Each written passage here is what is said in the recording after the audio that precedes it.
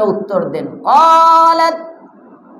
ক্বালা ইয়া মারইয়ামু আন্না লাকি হাযা, হে মারইয়াম এই ফলগুলো তোমার এখানে কিভাবে আসলো, কোত্থেকে তুমি পাইলা?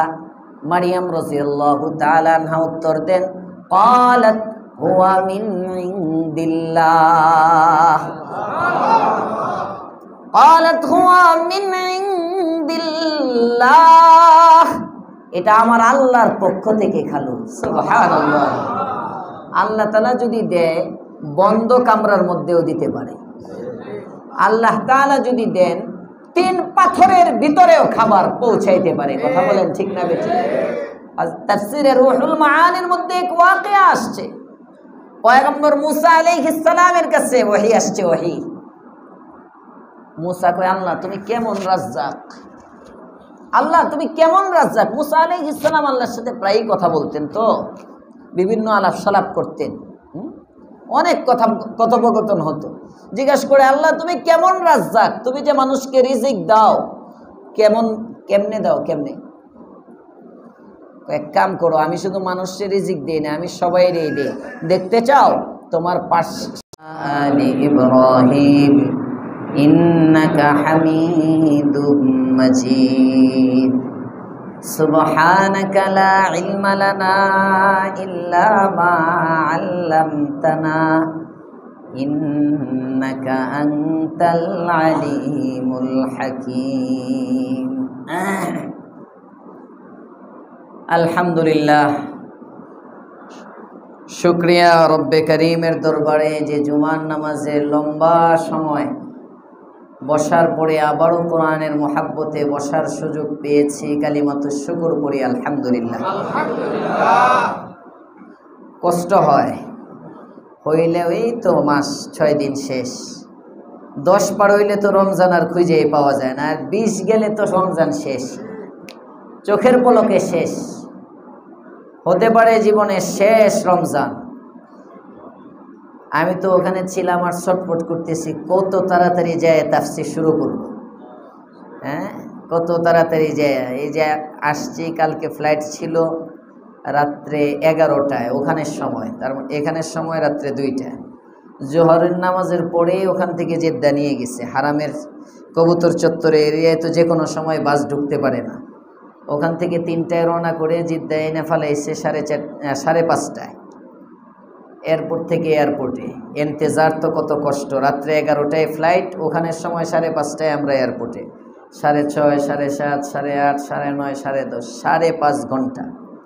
এরপরে ফ্লাইট ছাড়ছে, আসতেছি, সাহারি টাহারিও নাই দিছে বিমানে। এটা কোন সময় কি খাইব, ঘুম, খালি ঘুমাইছি, ঘুমের জন্য খাওয়ারও সময় পাইনি। আর সিট তো বিমানের সিট যেটা মাশাআল্লাহ, এটা আছে আমরা বাসের সিট অনেক ভালো, চিপা না নড়া যায়, নায়া করা যায়। তো আসতেছি, আস্তে আস্তে তো আসলাম। 8:30টায় নেমে এয়ারপোর্ট থেকে বের হয়েছি 10:10টায়। বাসায় গিয়ে গোসল করলাম, আসলাম তো ক্লান্ত, তারপরেও বসা। গত বছর শেষ রমজানে দোয়া করছিলাম, আল্লাহ আগামী রমজানে আবার তাফসিরে বসার সুযোগ দিও। এই যে বসতে পারছি, এটা ওই দোয়া কবুলের উসিলায় বসাইছে। আল্লাহ তাআলা তৌফিক দান করেন, বলেন আমিন। আজকে সংক্ষেপে ছেড়ে দিব। কোরআনে কারীমের গুরুত্বপূর্ণ একটি সূরা, সূরা মারইয়াম। সবগুলো সূরাই দামি, সবগুলো সূরাই গুরুত্বপূর্ণ। সূরা মারইয়ামটা কোরআনে কারীমের প্রথম দিকে অবতীর্ণ হওয়ার সূরাগুলোর মধ্যে একটা সূরা।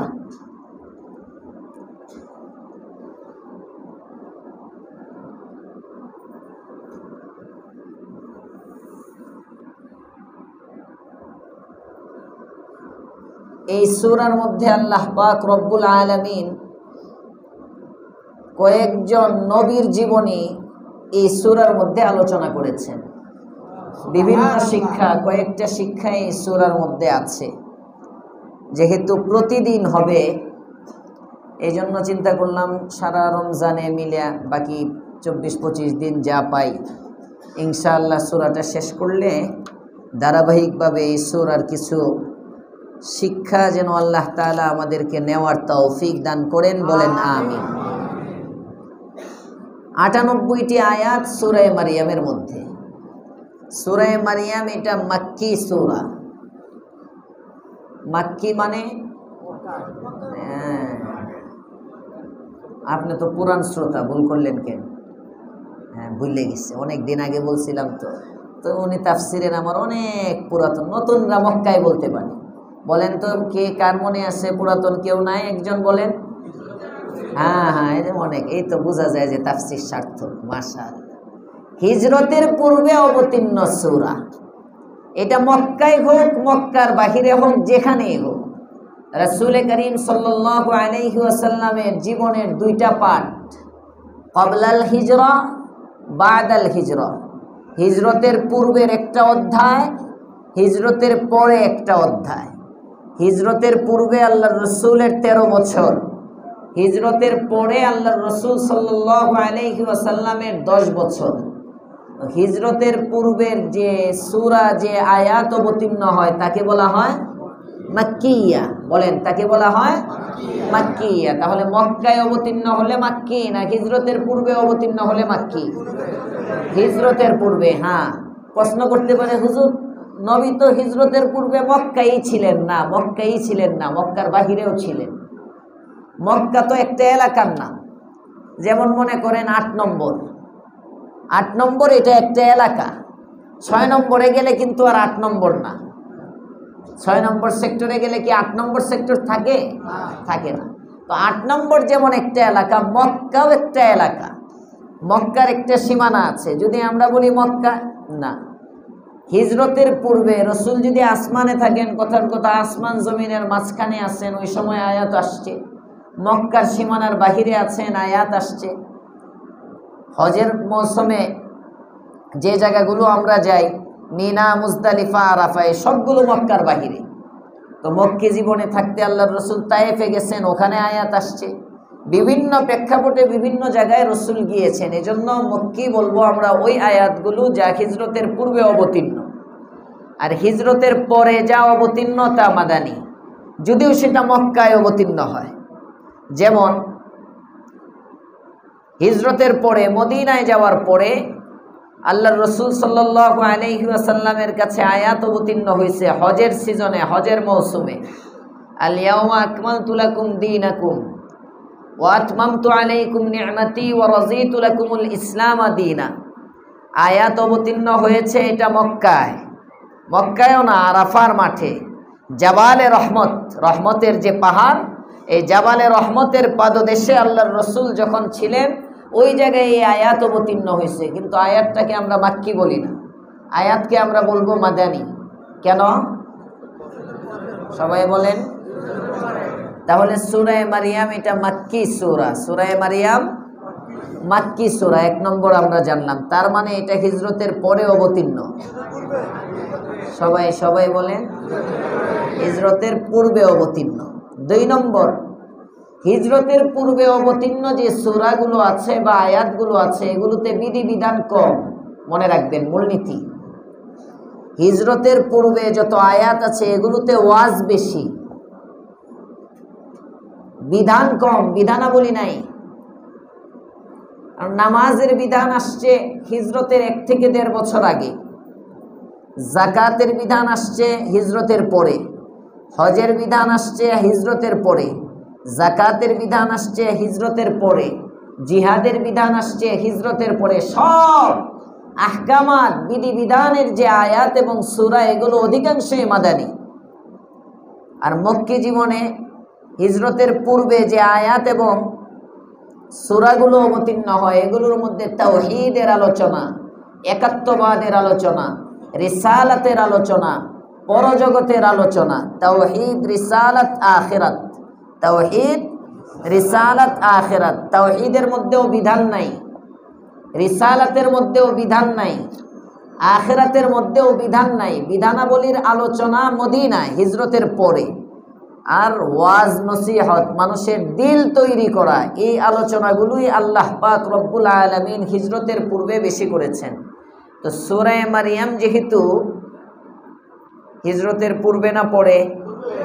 তাহলে এই সূরার বিষয়বস্তু তাওহীদ, রিসালাত, আখিরাত। এই সূরার বিষয়বস্তু কি? মাশাআল্লাহ, তাহলে 2 সবক হয়ে গেল। 1 নম্বর সূরাটা সবাই বলেন, সূরার বিষয়বস্তু মাশাআল্লাহ, মনে থাকবে ইনশাআল্লাহ। এগুলো মৌলিক নলেজ, এগুলো থাকা দরকার মুসলমান হিসেবে। 3 নম্বর, এই সূরার আয়াত সংখ্যা 98টি। কয়টি আয়াত? 98টি। তাফসিরে খাজেনের বর্ণনা অনুযায়ী এই সূরার অক্ষর সংখ্যা 3700। 3700 অক্ষরের 98 আয়াত বিশিষ্ট একটি সূরা, যা হিজরতের পূর্বে অবতীর্ণ। 3 বিষয়বস্তু সম্বলিত সূরার নাম সূরা মারিয়াম। মনে থাকবে? 98 আয়াতের 3700 অক্ষর বিশিষ্ট 98টি আয়াত সম্বলিত হিজরতের পূর্বে অবতীর্ণ 3টি বিষয়বস্তু সম্বলিত একটি সূরা। এই সূরার নাম সূরা মারিয়াম। সবাই বলেন, সূরার নাম কি? সূরা মারিয়াম। নামকরণের কারণ, কোরআনে কারীমের এক একটি সূরার নামকরণের এক একটা কারণ থাকে। যেমন সূরা আসর, সূরাটা শুরুই হয়েছে ওয়াল আসরি, নাম রেখে দিয়েছে সূরা আসর। সূরাতুল বাকারা, এর মধ্যে বাকারা গাভী কেন্দ্রিক একটা ওয়াকিয়া আছে, ওই ঘটনাকে কেন্দ্র করে সূরার নাম সূরা বাকারা। কখনো সূরার মধ্যে শব্দ থাকে, ওই শব্দের দ্বারা সূরার নামকরণ করা হয়। কখনো সূরার মধ্যে শব্দ নাই, মজমুন থাকে, বিষয়বস্তু থাকে, বিষয়বস্তুর সাথে মিল রেখে সূরার নামকরণ করা হয়। যেমন সূরা বাকারা, শব্দ আছে, বাকারা অবশ্য সূরাতেও আছে। আরো সূরা ফাতিহা, এই যে ফাতিহা বলে, সূরা ফাতিহা কোরআনে কারীমের সর্বশেষ সূরার নাম। হ্যাঁ হ্যাঁ হ্যাঁ, সর্বপ্রথম ফাতিহাকে ফাতিহা আলহামদুলিল্লাহি রাব্বিল আলামিন আর রহমানির রহিম মালিকি ইয়াউমিদ্দিন ইয়্যাকা না'বুদু ওয়া ইয়্যাকা নাস্তাঈন ইহদিনাস সিরাতাল মুস্তাকিম সিরাতাল লাযীনা আন'আমতা আলাইহিম গায়রিল মাগদুবি আলাইহিম ওয়ালাদ-দাল্লিন আমিন। ফাতিহা কই? নাই। তো এই সূরাকে সূরা ফাতিহা কেন বলে? যেহেতু কোরআনে কারীম, ফাতিহা মানেই হলো উন্মোচনকারী, যে খুলে তাকে ফাতিহ বলা হয়। তো কোরআনকে কেমন যেন এই সূরাটা কোরআনকে খুলে, কোরআন খুললেই সর্বপ্রথম এই সূরা নজরে পড়ে, যে কারণে সূরার নাম হয়ে গেছে সূরা ফাতিহা। তো কোরআনে কারীমের এক এক সূরার নামকরণের এক একটা কারণ আছে। সূরা মারিয়ামকে মারিয়াম দ্বারা নামকরণের একটা কারণ হলো, এই সূরার মধ্যে হযরত মারিয়াম রাদিয়াল্লাহু তাআলা আনহার ওয়াকিয়া আল্লাহ তাআলা আলোচনা করেছেন। এজন্য অন্যান্য ঘটনাগুলোকে হাইলাইট না করে মারিয়াম রাদিয়াল্লাহু তাআলা আনহার ঘটনাকে এই সূরাতে প্রাধান্য দিয়ে আল্লাহ পাক সূরার নামকরণ করেছেন সূরা মারিয়াম। মনে থাকবে ইনশাআল্লাহ। সূরা শুরু পড়েন, বিসমিল্লাহির রহমানির রহিম। কাফ হা ইয়া আইন সাদ।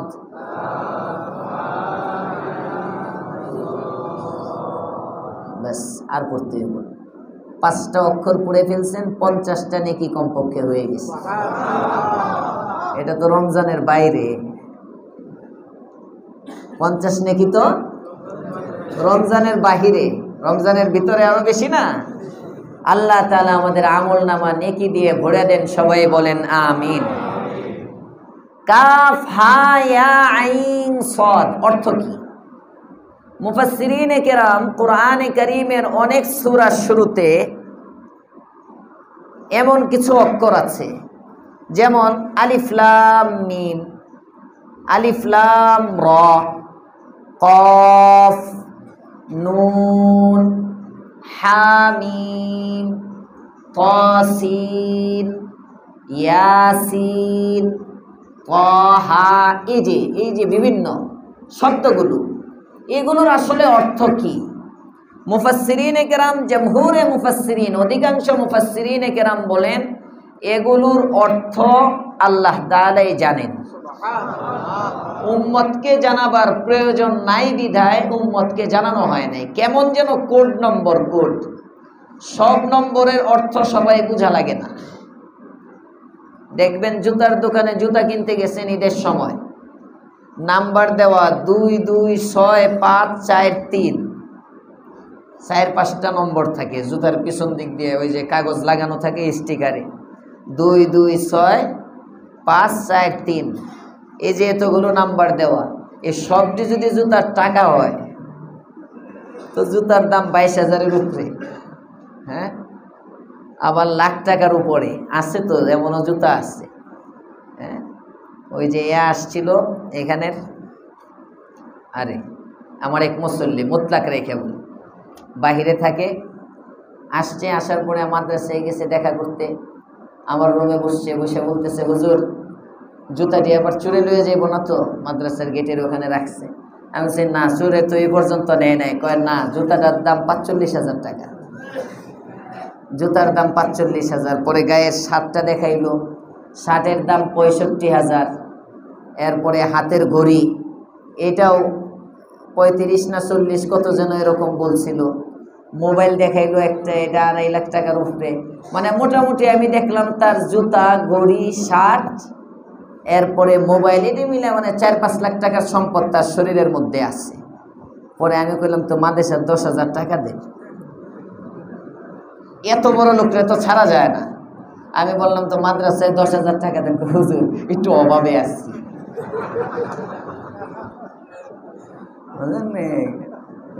এইটিরে আমি নাম দিই কোটি টাকার ফকির। আল্লাহ তাআলা সবাইরে সব কামে লাগায় না, কথা বলেন ঠিক না বেঠিক? জিজ্ঞেস করলাম এতটি কি নাকি করছেন? এই যে এগুলো লাগে, এইগুলি লাগে। পরে বললো যে অমুক জায়গায় দেখা করতে যাওয়ার কথা। উনি তো এই ধরনের মানুষ, ওনার সাথে দেখা করতে গেলে যদি জামাটা এরকম না হয়, মোবাইলটা এরকম না হয়, তাহলে মিলে না ওনার কাছে যাওয়ার জন্য। ময়দানে মাহশরে দুনিয়ায় যদি এরকম মিলায়া সাক্ষাৎ করতে হয়, তো আল্লাহর রাসূলের সাথে সাক্ষাৎ করার জন্য মিল লাগবে না? মিল। আল্লাহ আমাদের সকলকে মিল দিয়ে দেন, বলেন আমিন। বাহারহাল, কোড নম্বর, এই যে নাম্বার আছে, অনেক সময় জুতারও দাম হয়, কিন্তু গেছেন জুতা কেনার জন্য, ভাই কত জিজ্ঞেস করে, এই নম্বর কত? অনেক সময় বলে দেয় এইচ এত, এভাবে একটা কোড নম্বর বলে। তারপরে ক্যালকুলেটর নেই, ক্যালকুলেটর নিয়ে কতক্ষণ হিসাব টিসাব করে কয় 1550 টাকা দেন, 1875 টাকা দেন, 2690 টাকা দেন, বলে না এরকম? তো কোরআনে কারীমের এই যে সূরার শুরুতে সাংকেতিক শব্দগুলো, মুফাসসিরিনে কেরাম বলেন এটা কেমন যেন একটা কোড নম্বর। জোরে কোন সুবহানাল্লাহ। এই কোড নম্বরের কি অর্থ এটা আল্লাহ তাআলা জানেন, আর আল্লাহর পয়গম্বর জানেন, উম্মতকে জানান নাই। কিয়ামতের দিন আল্লাহ পাক রব্বুল আলামিন নিজে উম্মতকে অর্থ জানায় দিবেন। এক বর্ণনা। আর কেউ কেউ এটার ব্যাখ্যার পিছনে পড়েন, যেমন কাফ হা ইয়া আইন সাদ, এটা কি? রাইসুল মুফাসসিরিন হযরত আব্দুল্লাহ ইবনে আব্বাস রাদিয়াল্লাহু তাআলা আনহু বলেন, কাফ হা ইয়া আইন সাদ, এটা আল্লাহ তাআলার নাম।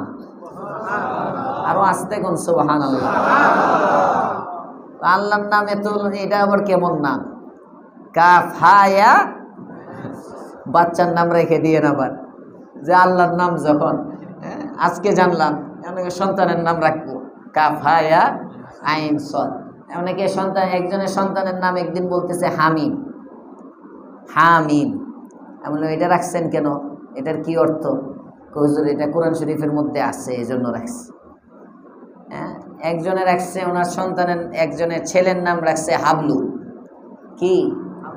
হাবলু মিয়া। ওই যে টঙ্গী বাজারে একটা লাইব্রেরি হয়েছিল, এই কি যেন একটা রেস্টুরেন্ট আছে, রাজমণির পাশে।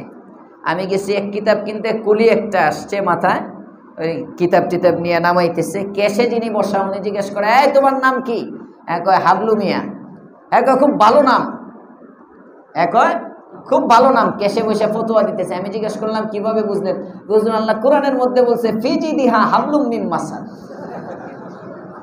তাব্বাত ইয়াদা আবি লাহাবের মধ্যে আছে না, ফিজি দিহা হাবলুম মিন মাসাদ। এনে হাবলুন মানে হইলো আগুনের শিখা। জাহান্নামে যে আবু লাহাবরে লাগাবে আল্লাহ তাআলা জাহান্নামের আগুনে, এই হাবলু। আর উনি ফতোয়া দিয়ে দিল কি নাম খুব ভালো, কোরআনে আছে। আল্লাহ আমাদেরকে সুন্দর নাম চয়ন করার তৌফিক দেন, বলেন আমিন। তো রাইসুল মুফাসসিরিন হযরত আব্দুল্লাহ ইবনে আব্বাস বলেন কাফ হা ইয়া আইন সাদ, এটা কার নাম? আল্লাহ তাআলার নাম। কোন কোন মুফাসসিরিন কেরাম বলেন কাফ হা ইয়া আইন সাদ, এটা কোরআনের একটা নাম, ইসমুল লিল কোরআন। কেউ কেউ বলেন কাফ হা ইয়া আইন সাদ ইসমু হাদিহিস সূরা, এই যে সূরাটা, এই সূরার একাধিক নাম আছে। যেমন সূরা ফাতিহার এক নাম সূরা ফাতিহা, এক নাম সূরাতুল কানজ, এক নাম সূরাতুল ওয়াফিয়া, এক নাম সূরাতুশ শাফিয়া, এক নাম সূরাতুল কাফিয়া। সুবহানাল্লাহ কইেন না। 25টা নাম আছে সূরা ফাতিহার।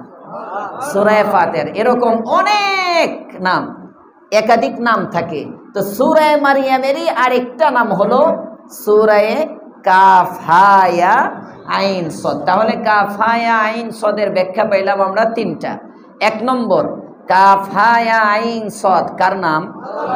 সবাই বলেন কার নাম? কাফ হা ইয়া আইন সদ কার নাম?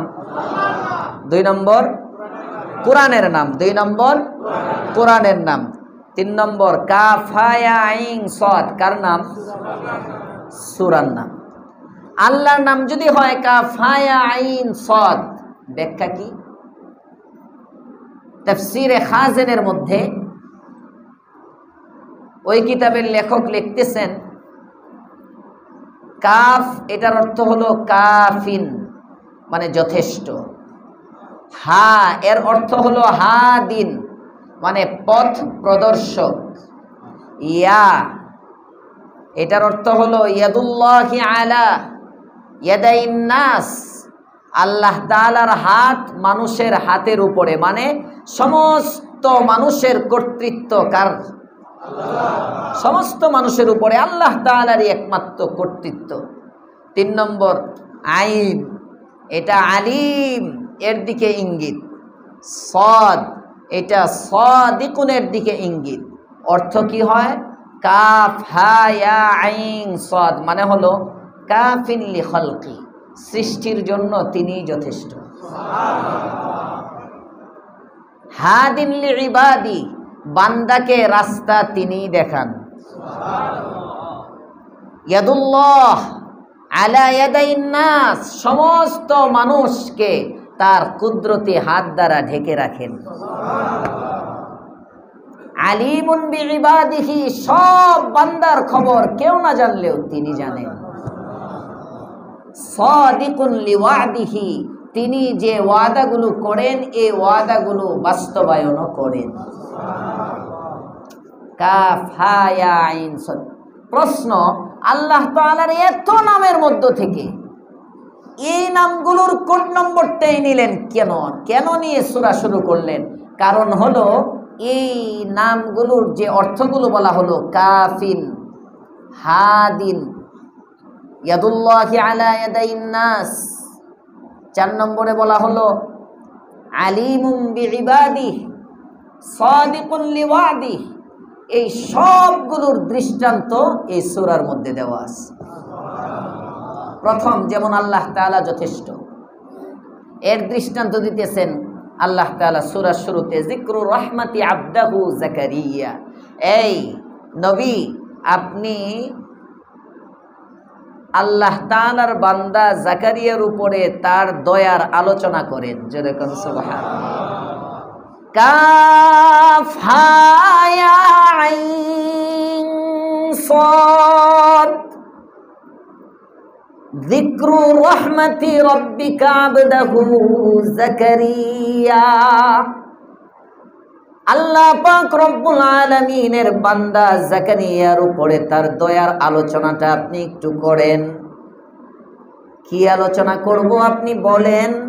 নবী কেমন যেন প্রশ্ন করে, আমি তো জানি না, আপনি না আগে আমারে শোনাইবেন, তারপরে না আমি উম্মতকে শোনাবো।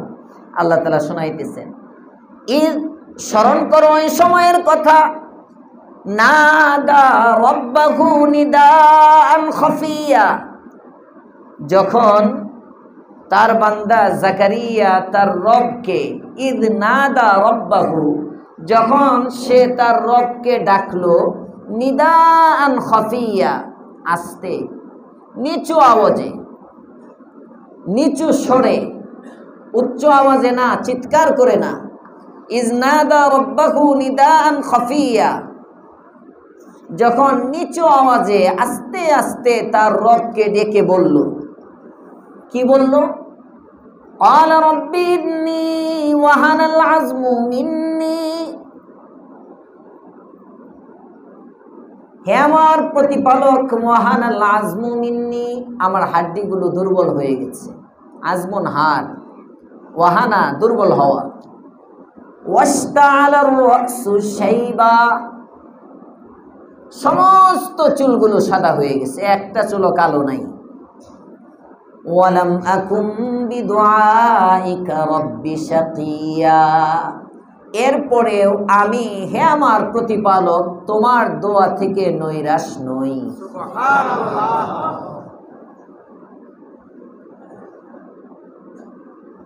ঘটনাটা কি ছিল? হযরত জাকারিয়া আলা নবিনা ওয়া আলাইহিস সালাতু ওয়াস সালাম নিঃসন্তান একজন পয়গম্বর, জানি আমরা। সন্তান নাই, স্ত্রী বন্ধা, মানে প্রতি মাসে মাসে সন্তান হয়, বছরে বছরে তো অবশ্যই হয়, 5-10 বছরে। হ্যাঁ, বন্ধা মানে সন্তান কখনোই হবে না। আকির জাকারিয়া আলাইহিস সালাম বয়স্ক হয়ে গেছেন, এদিক দিয়ে স্ত্রী বন্ধা, তার মানে সন্তান হওয়ার কোনো সম্ভাবনা নাই। নিজের সন্তান নাই দেখে উনি হযরত মারিয়াম রাদিয়াল্লাহু তাআলা আনহাকে লটারি করে, দেখবেন সন্তান যদি না থাকে তাহলে অনেক সময় হসপিটালে বিভিন্ন জায়গায় গিয়ে দত্তক আনে, দত্তক বলে না এটাকে, বিভিন্ন জায়গায় সন্তান আনে, পালার জন্য সন্তান আনে, জায়গায় জায়গায় দৌড়ায় কারো সন্তান আছে কিনা। এখন তো সন্তান অ্যাভেলেবেল পাওয়া যায়, যে কারণে বিভিন্ন হসপিটালে লাইন রাখলেই সন্তানের বাপ হন যায়। সন্তান বিভিন্ন হসপিটালের মধ্যে একেবারে নাম টাম লেখায়া দলিল টলিল করে নাকি দিয়ে দেয়, অনেক হসপিটালে এমন সিস্টেম আছে। ওই সময় তো আর এত সিস্টেম নাই। মারিয়াম রাদিয়াল্লাহু তাআলা আনহার আম্মা ইমরানের স্ত্রী, উনি মান্নত করছেন, ইজ ক্বালাত ইমরাতু ইমরান রাব্বি ইন্নী নাযারতু লাকা মা ফি বাতনি, সন্তান সম্ভবা মান্নত করলেন, ইয়া আল্লাহ, আমার এই পেটের মধ্যে যে সন্তান আছে, এই সন্তানটাকে আমি বাইতুল মাকদিসের খাদেম বানাবো। বাইতুল মাকদিসের, ইন্নী নাযারতু লাকা, আমি তোমার জন্য মান্নত করলাম, মা ফি বাতনি, আমার পেটে যা আছে, ফাতাকাব্বাল মিন্নি, এটারে তুমি কবুল করো, ইন্নাকা আনতাস সামিউল আলিম। আল্লাহ তাআলা মান্নত কবুল করে নিলেন, বলেন ঠিক আছে আমি নিলাম। ফালাম্মা ওয়াযাআতহা, মা যখন সন্তানকে প্রসব করলো, তার মানে আমি বলি, আগেও বলছি কয়েকদিন, যে হযরত মারিয়াম রাদিয়াল্লাহু তাআলা আনহার আম্মা ইঙ্গিতে ছেলে সন্তান চাইছেন আল্লাহর কাছে। ইঙ্গিতে কি চাইছেন?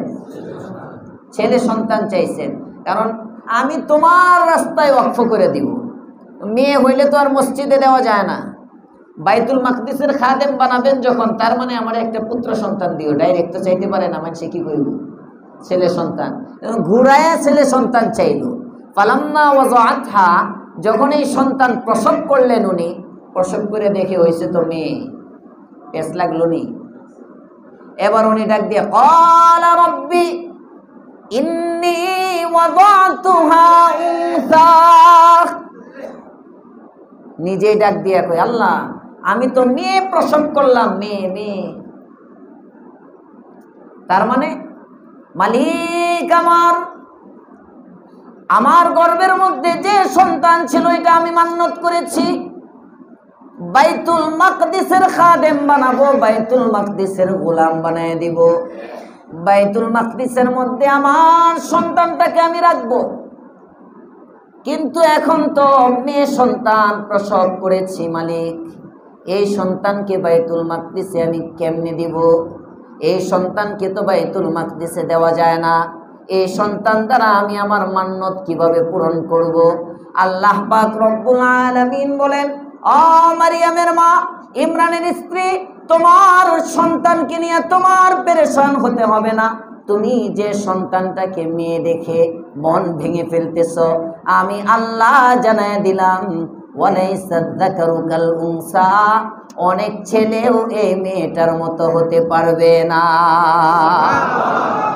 এটা বড় দামি একটা মেয়ে, দামি মেয়ে। ওয়ালাইসা যাকারু কাল উনসা, সব ছেলে সব নারীর মতো না, সব নারী সব ছেলের মতো না। কিছু কিছু নারী ছেলেদেরকেও হার মানায়। কথা বলেন, আছে না নাই? আছে আছে আছে। আল্লাহ পাক রব্বুল আলামিন বলেন, সুতরাং তোমার চিন্তা নাই,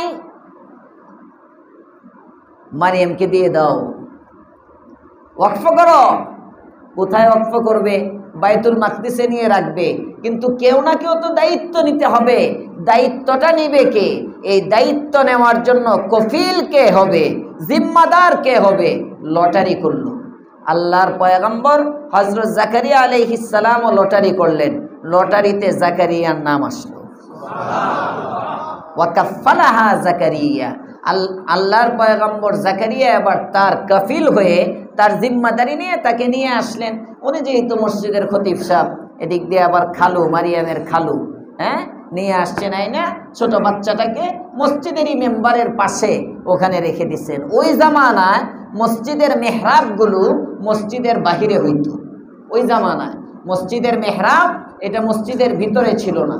এখনো দেখবেন এই যে এই মসজিদের মধ্যেও আপনার মেহরাব থেকে একটু বাহিরে যায় নামাজ বিছানো, 4-5 আঙ্গুল বাহিরে। সব মসজিদের মধ্যে এভাবে ইমামের জায়নামাজটা মেহরাব থেকে একটু বাহিরে দেয়, 2-4 আঙ্গুল বাহিরে রাখে। তার কারণ কি? মাসআলা হলো ইমাম এবং মুসল্লি জায়গার একটা মিল থাকতে হবে। এখন মসজিদ হইল মসজিদ, আর মেহরাব যদি মসজিদের বাহিরে হয়, ইমাম যদি পুরা মেহরাবের ভিতরে ঢুকে যায়, তাহলে নামাজ মাকরু হবে, নামাজ মাকরু। যে কারণে ইমামরে টাইনা 4 আঙ্গুল পিছায়। ইমামের জায়নামাজ টেনে মেহরাব থেকে 4 আঙ্গুল বাহিরে রাখার দ্বারা ইমামের পা রাখার জায়গা এবং মুসল্লির পা রাখার জায়গা মিল হয়ে গেল। সেজদা যেখানেই হোক, এই মিলটা করার জন্য বাহিরে রাখে। বাকি এই মিল এখন দরকার হয় না, কারণ এখনকার জামানায় মসজিদের মেহরাবটা মসজিদের ভিতরের অন্তর্ভুক্ত। এখন যদি ইমাম পুরা ভিতরে দাঁড়ায় কোনো সমস্যা নাই। আগের জামানায় মেহরাব হইতো বাহিরে। হযরত জাকারিয়া আলাইহিস সালাম মেহরাব যেহেতু বাহিরে মসজিদের অন্তর্ভুক্ত না, এই মেহরাবের মধ্যেই পাশে একটা ছোট্ট বেড়ি দিয়ে একটা ঘর বানায়া হযরত জাকারিয়া আলাইহিস সালাম মরিয়মরে ওখানে রাখেন, ওখানে থাকে। কষ্ট হইতেছে আপনাদের? একদিন খালু জাকারিয়া আলাইহিস সালাম বের হইলেন দেখার জন্য। মরিয়মরে দেখেন, মরিয়ম নামাজ পড়তেছে, সামনে বিভিন্ন রকম ফল যেগুলোর সিজন না। সুবহানাল্লাহ বলুন। দেখা নামাজ শেষ করার পরে মরিয়মরে জিজ্ঞেস করে, ক্বালা ইয়া মারইয়াম আন্না লাকি হাযা, আরে মারইয়াম, তোমার জিম্মাদার আমি, তোমাকে খাবার দাবার আমি দিয়ে যাই, আমি যা দিব এটাই তুমি খাবে রুমের মধ্যে। এই যে ফলগুলো, এগুলো তো আমিও কিনে দেই নাই, এক আসলো কোত্থেকে? 2 নম্বর, এই ফলের তো এখন সিজনও না, এই ফল পাইলা কোথায়? মারিয়ামকে প্রশ্ন করে। হযরত মারিয়াম সংক্ষেপে একটা উত্তর দেন, ক্বালা ইয়া মারইয়ামু আন্না লাকি হাযা, হে মারিয়াম, এই ফলগুলো তোমার এখানে কিভাবে আসলো, কোত্থেকে তুমি পাইলা? মারিয়াম রাদিয়াল্লাহু তাআলা আনহা উত্তর দেন, ক্বালাত হুয়া মিন ইনদিল্লাহ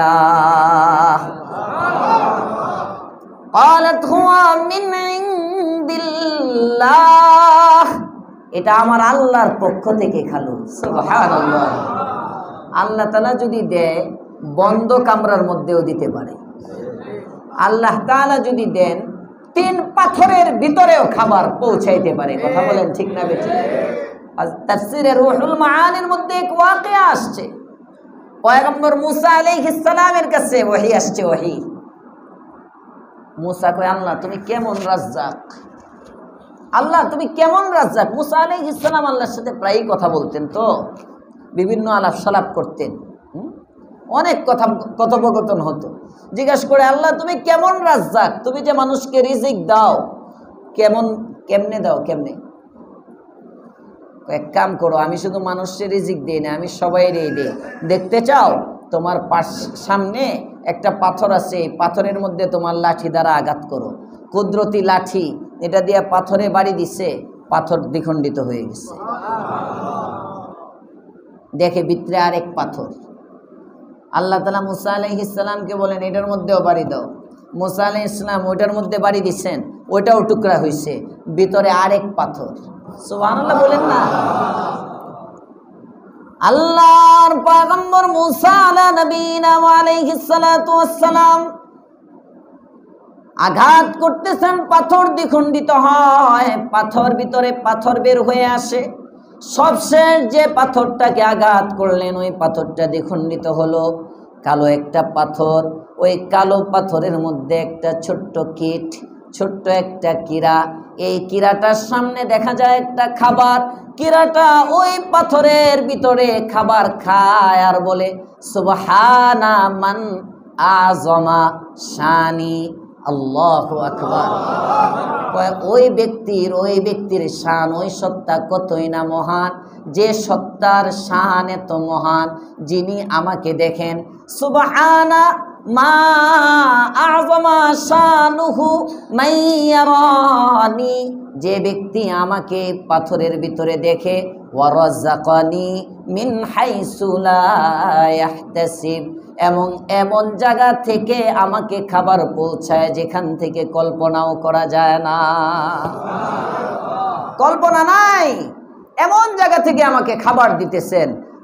যে আল্লাহ তাআলা পাথরের ভিতরে খাবার পৌঁছাইতে পারেন, ছিদ্র নাই। সুবহানাল্লাহ বলুন। চিনছেন আল্লাহরে? চিনছেন? কই চিনছেন? গোয়ালটেকের এমন 1-2 জন নাই রোজা রাখে না? হ্যাঁ, নাই? আল্লাহরে চিনে না। হযরত ইমাম আহমদ ইবনে হাম্বল রাহমাতুল্লাহ আলাইহি, ওনাকে জিজ্ঞেস করা হয় তুমি আল্লাহ চিনোনি? চিনি তো। কেমনে চিনছো, কেমনে? হযরত ইমাম আহমদ ইবনে হাম্বল রাহমাতুল্লাহ আলাইহি বলেন আমি দেখি সুন্দর একটা ঘর, ওই ঘরের মধ্যে জানালা নাই, ঘরের মধ্যে দরজা নাই, ভেন্টিলেটর নাই, কোনো ফাঁক ফোকর নাই, অক্সিজেন আপ ডাউনের কোনো সুরত নাই, কিন্তু তার মধ্যে একটা প্রাণী আছে, এটা জীবিত, মরে না। কয়েক ঘরটার নাম, ঘরটা হইল ডিম। সুবহানাল্লাহ বলেন। ডিমের জানলা কয়টা? দরজা আছে? আল্লাহু আকবার। দরজা নাই, জানালা নাই, কিন্তু ভিতরে মুরগির বাচ্চা আছে না নাই? হায় হায় হায়, যে আল্লাহ তাআলা এই ডিমের থেকে বাচ্চা ফুটায়, এটা দেখেই বুঝছি একজন আছেন, তিনি আমার আল্লাহ। হযরত মুসা আলাইহিস সালামকে দেখাইছেন পাথরের ভিতরে পাথর, পাথরের ভিতরে পাথর, কোনো টুকরা নাই, কোনো জানালা নাই, কোনো দরজা নাই। ওখানে যিনি খাবার পৌঁছাইতে পারেন উনি তোমার আল্লাহ। যে আল্লাহ পাথরের ভিতরে খাবার পৌঁছাইতে পারেন, উনি মারিয়ামের ঘরে পারেন না? মারিয়ামকে যখন দেখেন, জাকারিয়া আলাইহিস সালাম যখন শুনলেন খাবার, তখনই উনি সাথে সাথে চুপি চুপি পাশে মেম্বরের মধ্যে গিয়ে, জোরে না, উনি আল্লাহর কাছে দোয়া করা শুরু করছেন। এই দোয়াটা দিয়ে আল্লাহ পাক রব্বুল আলামিন সূরা মারিয়াম শুরু করছেন। দোয়া করে কি কয়? ক্বালা রাব্বি ইন্নী ওয়াহানাল আযমু মিন্নী ওয়াস্তাআলার রাসু শাইবা ওয়ালাম আকুম বিদুআইকা রাব্বি শাকিয়া।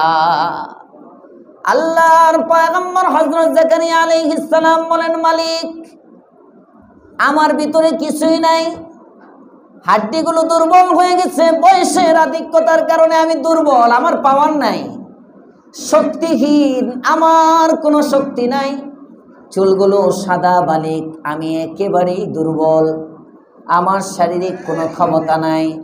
আমার বেগমের দিকে যদি তাকাই, ওয়ামরাআতি আকির, আমার স্ত্রীও কিন্তু বন্দা, আমার চুলগুলো সাদা, শরীরে নাই শক্তি। অর্থাৎ সন্তান গ্রহণের জন্যে, সন্তানের বাবা হওয়ার মতো যে যোগ্যতাগুলো দরকার মালিক, একটা যোগ্যতাও আমার মধ্যে নাই, কিন্তু আমি বাবা হইতে চাই। সুবহানাল্লাহ। আবদারটা কি দেখেন, নিরিবিলি আবদার। ইন্নী ওয়াহানাল আযমু মিন্নী, হাড্ডিগুলো দুর্বল হয়ে গেল। ওয়াস্তাআলার রাসু শাইবা, পুরা মাথা সাদা হয়ে গেল, একটা চুলও কালো পাইবা না, বুড়া, একেবারে বুড়া। ওয়াস্তাআলার রাসু শাইবা ওয়ালাম আকুম বিদুআইকা রাব্বি শাকিয়া, তবে আমার একটা হাতিয়ার আছে গো মালিক, হাতিয়ারের নাম দোয়া। সুবহানাল্লাহ। হাতিয়ার দোয়া। দোয়া তো এমন একটা হাতিয়ার, মুফাসসিরিনে কেরামি আয়াতের ব্যাখ্যায় লেখেন, দোয়া এমন একটা হাতিয়ার, দোয়ার দ্বারা তাকদীর পরিবর্তন হয়ে যায়, দোয়ার দ্বারা ছেলে মেয়ে হয়ে যায়, দোয়ার দ্বারা মেয়েকে আল্লাহ ছেলে বানায় দেয়। সুবহানাল্লাহ বলেন। আরে দোয়ার দ্বারা বুইরা জওয়ান হয়ে যায়, দোয়ার দ্বারা জওয়ান বুইরা হয়ে যায়। হ্যাঁ, অনেক ওয়াজ হয়ে গেছে, অনেক ওয়াজ। ফেরাউন জওয়ান ছিল দেখতে, কিন্তু নাই জওয়ানি, পুরা বুড়া। বদ্ধ লাগছে মুসা আলাইহিস সালামের, আল্লাহ তাআলা সাথে সাথে যৌবন নিয়ে গেছেন, মানে দেখতে দেখা যায় হাট্টা কাট্টা জওয়ান, জওয়ানি নাই, জওয়ান বুড়া হয়ে গেল, বুইরা জওয়ান হয়ে যায়। হযরত জুলাইখা ইউসুফ আলাইহিস সালামের প্রেমিকা, ইউসুফকে ভালোবাসে, ইউসুফ তারে ভালোবাসে না। 80 বছর হয়ে গেছে, কোন কোন মুফাসসির বলেন 40 পার হইলেই বুড়া, 40 পর্যন্ত জওয়ানি, 40 এক হইলেই বার্ধক্য শুরু। পয়গম্বর ইউসুফ আলাইহিস সালাম রাস্তা দিয়ে যাইতেছেন, তখন মিশরের খেলাফতে, মিশরের মসনদে ইউসুফ আলাইহিস সালাম বসা। হঠাৎ করে শুনেন কে যেন ডাকে, ইউসুফ ইউসুফ ইউসুফ। ইউসুফ আলাইহিস সালাম গিয়ে কয়, এটা কে রে, এটা আমারে ডাকে, এটা কে? ও হুজুর, ওই ঝুপড়ির থেকে আওয়াজ আসতেছে, বাঙ্গা একটা কুড়ে ঘরের মতো দেখা যায় রাস্তার পাশে, এখান থেকে। ইউসুফ আলাইহিস সালাম গেলেন, গিয়ে দেখেন এক মহিলা, দৃষ্টিশক্তিও নাই, শিখলো সুরতও নাই, সিরামিরা কাপড় গায়ে দেওয়া। ইউসুফ আলাইহিস সালাম চিনেন নাই, না চিনে কিন্তু নামটা তো জপতেছে, নাম জপলে তো কিছু দেওয়া লাগে। কথা বলেন ঠিক না বেঠিক? যে যার গুণ গায়, হ্যাঁ, সে কিছু পায়। তো ইউসুফ আলাইহিস সালাম গেলেন, যে বলতেছে, অমুক জায়গায় যে মহিলাটা, এনে নিয়ে আসো, আমার নাম তো জপতেছে, চিনি আর না চিনি, তারে কিছু পুরস্কার দেই, রাস্তায় থাকা দরকার নাই, ওরে একটা ঘর বানায় দিব সুন্দর, হ্যাঁ, ওরে গোসল করাও, সুন্দর কাপড় টাপড় পরাও, পরায় আমার সামনে আনো, আমি দেখি ও আমার নাম কেন জপে, ও কি চায়। আনছে জুলাইখারে ওখানে, আনার পরে জুলাইখা জিজ্ঞেস করে, ইউসুফ আলাইহিস সালাম জিজ্ঞেস করেন, হ্যাঁ তুমি কে, কি চাও তুমি বলো, আপনার কাছে আমি যা চাই তাই কি আপনি দিতে পারবেন? দিতে না পারলে চেষ্টা তো করতে পারবো, বলো। জুলাইখা প্রথমে কয়, আমি আমার চোখের শক্তি চাই, দৃষ্টি শক্তি চাই, চোখে দেখি না।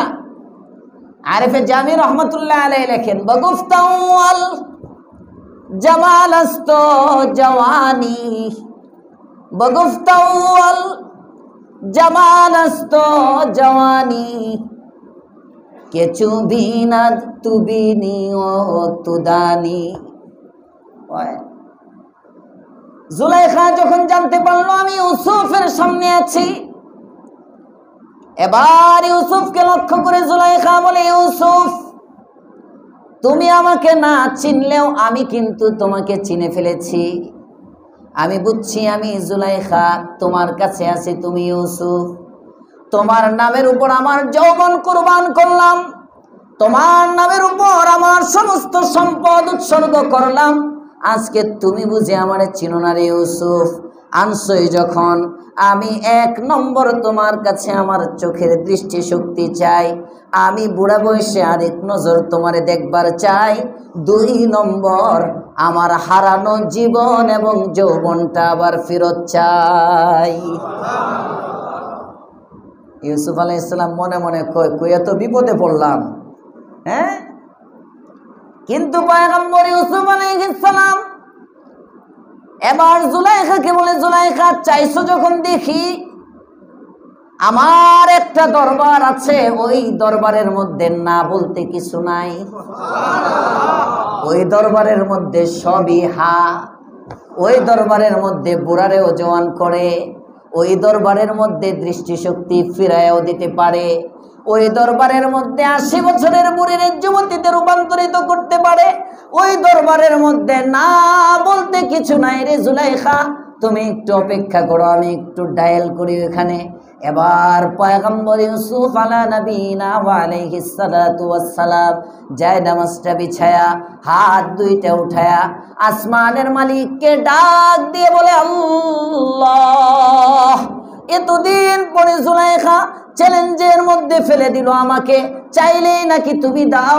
আমি এতদিন পর্যন্ত জানতাম এই যে দেখো চোখের পানি নাকি তোমার কাছে হীরা মুক্তা জবরদস্ত ইয়াকুত পাথরের চেয়েও নাকি দামি।